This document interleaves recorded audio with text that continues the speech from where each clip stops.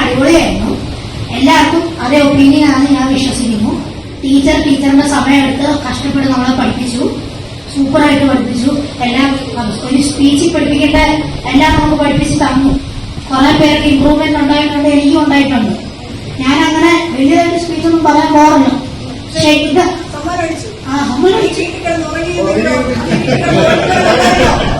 ഈ ക്ലാസ്സിൽ കണ്ടോ, ഈ ക്ലാസ്സിലൊക്കെ തുടങ്ങിയത് ഇത്രയും സമ്മാനം മേടിക്കാൻ പറ്റും. 2 വയസ്സ് ഇത്രയും ഓഡിയൻസിന്റെ മുന്നിൽ നിന്ന് ട്രൈ ചെയ്തില്ലേക്കോ? ഒരു കൈ കൊടുത്തേ.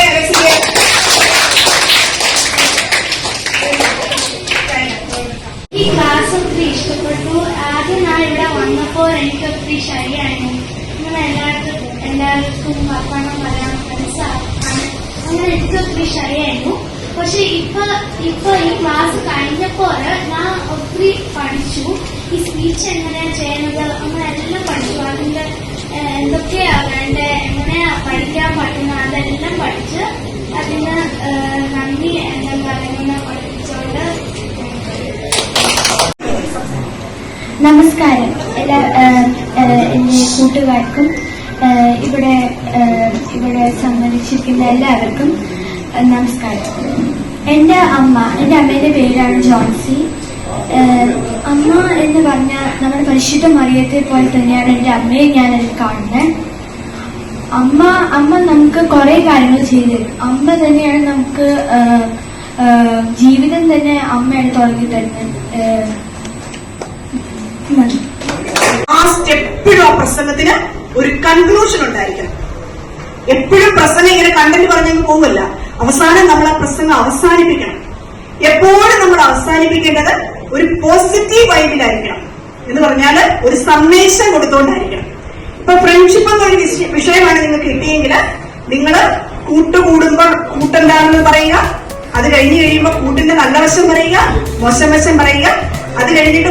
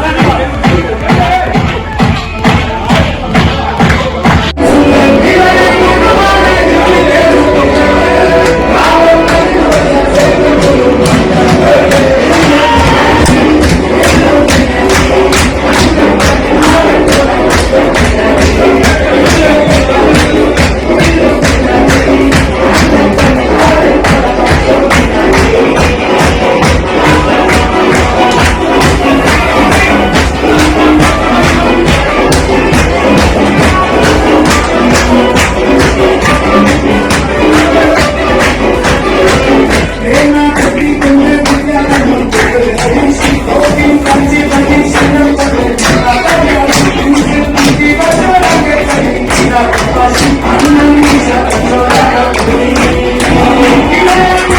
you.